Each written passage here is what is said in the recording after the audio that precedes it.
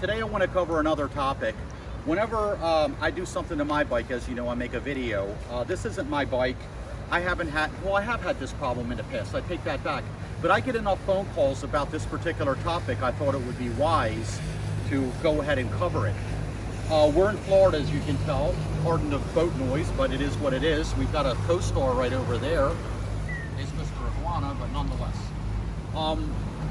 I get a call sometimes about, I have power, the fuse is good, I have lights, it's charged, I turn the key on, the lights work, everything works, but when I turn the throttle, it doesn't run. This bike is running, but let's pretend it didn't, okay? Here is the primary culprit. Last night was a great example. We had a deluge here. I mean, we got about 6 inches of rain in about 3 hours. But this connector right here, the outside, what I call the number 3 connector, is what talks from the controller to the throttle to the head unit. So, a good troubleshooting tip, I'm gonna leave the key off, but let's just pretend it was on and the bike did not run, would be to turn the key on. With the throttle on, your bike's not doing anything and people are calling me. And I would tell you, systematically just wiggle this cable just a little bit, up, down, left, right. You know, don't go pulling on it, but more than likely you'll see the bike will jump. What happens is condensation or moisture will get in this connector, either from running through a puddle, a lot of rain ran down the cables, or even just condensation if there's a drastic change in temperature. Now, with the key off, okay, what I recommend you do is you take, while you're at it, you might as well do this to all 3, okay? And inspect the pins. And what you're looking for also is something called galvanic corrosion, where it's getting a little bit green, either on the female part or on the male part. Now be mindful, certainly with the fuse in, these pins are hot, okay, meaning there's voltage there.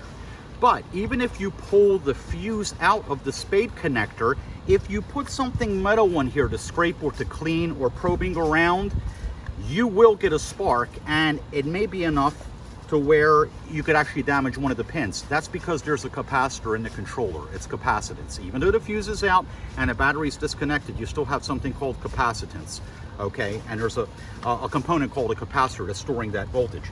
So, as you can see, there's a little bit of moisture around the outsides. As you all know, these only go in but one way. So what I'm going to do, and what I recommend you do, is you go ahead and take these off. Good old 1970s, when your car wouldn't run during a rainstorm, Granddad used to take some WD-40 and spray it on a distributor. That's because WD-40 drives out moisture. So I would let that sit and dry out if this is what you're experiencing, okay? Let it dry out good. Like I said, overnight, whatever the case may be, get a good drying. Also, I would recommend you also squirt some down the back, because what can happen, I found, is even if these aren't shorted out, if the rain runs down the cable to this electrical tape, it can actually go inside of the back side of the cable. With these fine pins, all it takes is a little bit of moisture to short two together and the bike is confused. It's not going to be ruined, so to speak, but it won't drive because the controller is confused. So let's just pretend we got this all dried out, okay? I also do advocate getting some dielectric grease and go ahead and put that in the connectors. That'll help keep moisture out, keep sparking down, that sort of a thing. Now be mindful, again, these pins are hot, even with the battery disconnected and with the fuse pulled out. It will be hot until you pop, and then it's discharged and it won't pop again, but unfortunately that discharge may cause damage to the pins. So pretend they're always hot, and they usually are. If you're using dielectric grease, make sure you have a plastic tip. Some dielectric grease, let's turn it on. Some dielectric grease containers are actually aluminum, and the tips are aluminum. So when you go in here and you touch 2 of the pins, you get a pop and it shorts out. Ask me how I know.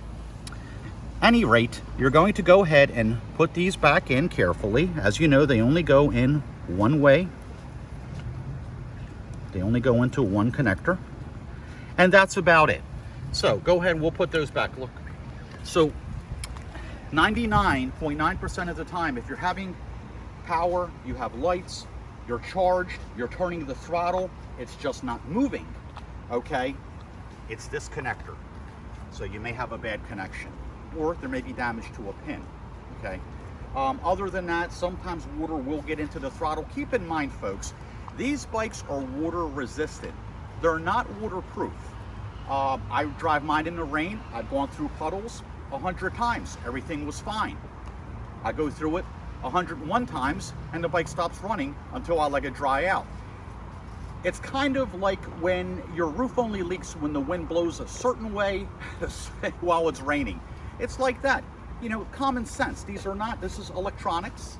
It's not waterproof. I can't dunk it in this canal and it's going to run. We don't claim it is. It is water resistant. It's well made. But there's a lot of entry places for water, and it's impossible to seal them all up. So just be mindful of that.